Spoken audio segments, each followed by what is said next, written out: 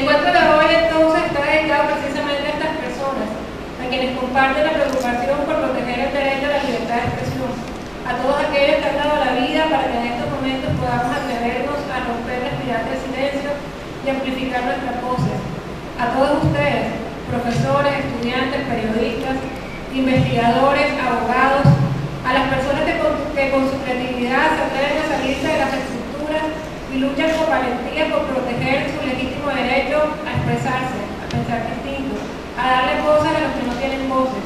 Este encuentro está dedicado a los excluidos del debate, a los que protagonizan las historias subversivas de los barrios populares de las ciudades y de los pueblos, a quienes se han atrevido también a contar esta historia.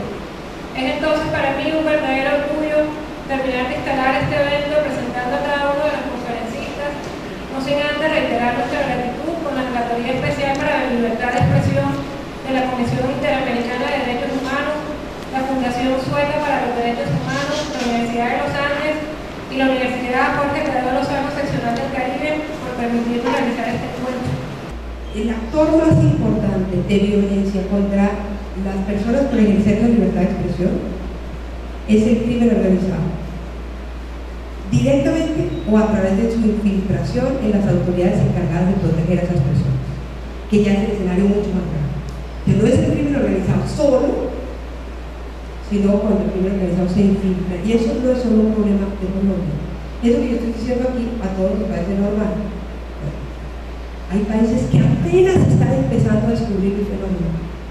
Hay países a los que hay que ir y decir y hablarles de la cooptación del crimen organizado por parte de las autoridades, de que eso pasa, de cómo se manifiesta después en el comportamiento de las autoridades.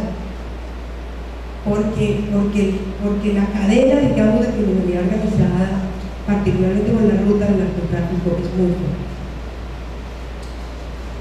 Entonces, ¿qué pasa con el comunicador? El comunicador está amenazado por el crimen organizado, la autoridad cooptada por el crimen organizado, y en algunos casos, cuando las autoridades no están cooptadas por el crimen organizado, pero no están acostumbradas a dar una lucha por la seguridad en el contexto de una sociedad democrática, piensan en lógica amigo-enemigo. Entonces, ¿qué pasa cuando el ejército, digamos, acostumbrado a pensar en lógica amigo-enemigo, blanco y negro, guerra entre naciones, sale a combatir el crimen organizado? Y hay un periodista, un defensor de derechos humanos que denuncia los abusos, inmediatamente lo identifican con el enemigo. Entonces ese pobre periodista o defensor de derechos humanos está entre el crimen organizado, que tiene una agenda informativa, que le interesa que algunas cosas se publiquen, pero hay otras que no quieren que se publiquen, sobre todo la corrupción, las autoridades cooptadas y aquellas otras que no están cooptadas, cuando esas no están acostumbradas a luchar por la seguridad en el contexto de una sociedad democrática. Y es que no hemos acostumbrado a la fuerza pública a luchar por la seguridad en el contexto de una sociedad democrática.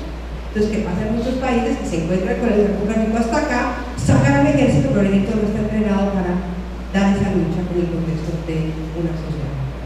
Entonces, inmediatamente empiezan a identificar a quien los critica con su enemigo, y el pobre defensor de derechos humanos o periodista de investigación se encuentra inmediatamente amenazado por todos los países. Eso es un diagnóstico facilísimo de constatar. Ahora, ¿cuál es la solución? Las soluciones lamentablemente también han sido construidas por los años. Y Colombia ha sido pionero en la construcción de algunas soluciones.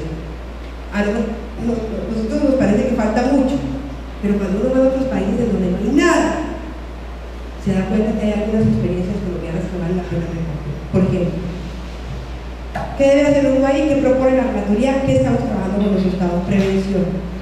Se requiere formar a la fuerza pública para que entienda que quien lo critica no es su enemigo, para que entienda que la lucha por el rescate de la democracia equivale a la lucha por el rescate de las personas que van a hablar en contra.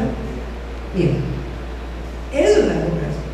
Podemos presionar para que haya sistemas de protección de periodistas, para que se entrene a las Fuerzas Armadas, para que no estigmaticen, para que realmente haya esquemas de justicia que funcionen, para acabar con las normas de derecho penal que criminalizan a la disidencia, que limitan el vigor del debate. Podemos acabar con los mecanismos de censura sutil, logrando establecer legislaciones que digan cómo hay que adjudicar las frecuencias, cómo hay que adjudicar la justicia oficial. Podemos hacer todo eso, pero incluso si hacemos todo eso, hay una parte enorme de la región de la población de la región que queda por fuera del proceso comunicativo, que queda totalmente aislada del proceso comunicativo, que no tiene acceso a los grandes medios, cuya voz, intereses no estamos oyendo, ni viendo, ni conociendo. ¿Qué significa eso? Que si el proceso comunicativo supone la condición para una deliberación plural sobre qué tipo de país queremos, pues ¿cómo vamos a decir qué tipo de país queremos si no sabemos lo que opinan los afrocolombianos que están todos pacíficos, si no sabemos lo que opinan las mujeres desplazadas, si no sabemos lo que opinan los indígenas, si entre ellos no se pueden comunicar, si esto es una sola voz, de una sola visión del mundo, pues así como pensamos un país más plural? O sea, la libertad de expresión tiene que incluir la posibilidad de que esos otros sectores puedan expresarse de manera vigorosa. Cuando hablamos del debate vigoroso, abierto y desinhibido, no es solo para algunos, es para todas y para todos. Y entonces ahí lo que decimos es el derecho a participar del proceso comunicativo como locutor, digamos, como hablar, que la voz sea escuchada, los intereses y las necesidades. Además, digamos, acompaña el derecho que tenemos nosotros a oír esas otras voces. Porque yo solo sé que tengo razón en la medida en que yo pueda confrontar mi visión con la de alguien que piensa distinto, pero si es que ahí todos pensamos igual. Si no tenemos información, no podemos expresarnos. Si no tenemos información, no podemos argumentar, no podemos refutar la versión oficial. Y me parece a mí que incluso el buen uso o el uso efectivo del derecho de acceso a información pública al final lo que termina haciendo es facilitando y potenciando el ejercicio de la ciudadanía activa. Por eso no es solo vital para el ejercicio periodístico, sino me parece a mí que es vital para cualquier persona que esté interesada en promover causas de interés público. Y si no conocemos los principios fundamentales y sobre todo los derechos que tenemos y los estándares internacionales que existen, vamos a tener una visión limitada de qué es lo que podemos hacer con eso. Y al igual como ocurre con el cuerpo, que cuando uno no usa algo se le atrofia, de nada sirve que tengamos leyes de acceso a información pública, que tengamos jurisprudencia, que tengamos instancias administrativas y demás que nos defienden, que nos dan la potestad de obtener esa información. De nada sirve que lo tengamos si no lo usamos. El ranking latinoamericano de libertad de información de la Sociedad Interamericana de Prensa, Colombia está adelantísimo, que en Colombia eso aquí no ha habido ningún problema, y en cambio Venezuela, Ecuador y Bolivia son un desastre totalmente. Entonces dicen, ¿a quién le creo? Aquí está uno de un lado y otro de otro lado. La ventaja de estos informes que ellos sacan al año, que les recomiendo a los que son estudiantes y profesores sobre todo, en la página web de ellos está el informe de cada año. Entonces es bacanísimo entrar por chisme, o sea, entren y miren qué pasó en Honduras y qué dijeron de Honduras, qué pasó de Colombia y qué dijeron de Colombia. Está en la página web. En enero sale el informe del año 2010, y en el año 2010 es caso especial Colombia, ¿qué más? ¿Dónde está? Colombia, Honduras, Venezuela, Cuba, Honduras, México. Son 4 países especiales de edad larga, pero de cada país dice cada cosa, dónde se avanzó, dónde se retrocedió y cuáles son los problemas fuertes. Entonces es súper interesante material. Yo me ubico en la mitad y digo, pero todo esto que están diciendo ellos, que es verdad, todo eso es verdad, se ubica en un contexto que es el complicado en este momento de América Latina.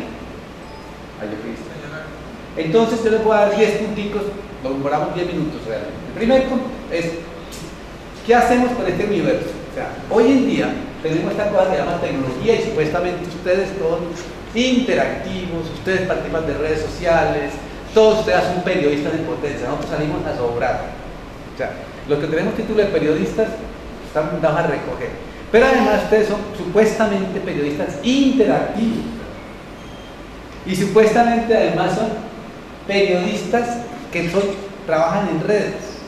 O sea, ¿qué mejor que hiciéramos eso? porque son dos soluciones eso. Yo lo digo irónicamente porque sé que no lo hacen, no son ni tan interactivos, ni trabajan en redes. Pero si hay un problema complicado que inclusive aquí ya está clarísimo, y es que los periodistas, si no hacemos el trabajo bien, estamos sobrando, porque todo el mundo puede ser periodista. Ayer en esta reunión que tenemos en Bogotá, ya hay gente que dice que no podemos usar la palabra periodista ni comunicador porque eso excluye a los ciudadanos. Que toca decir los sujetos que les da la gana de informar, ¿ve? Para que no seamos clasistas con nadie. Entonces, lo que estoy diciendo es que el contexto vuelve la cosa complicada.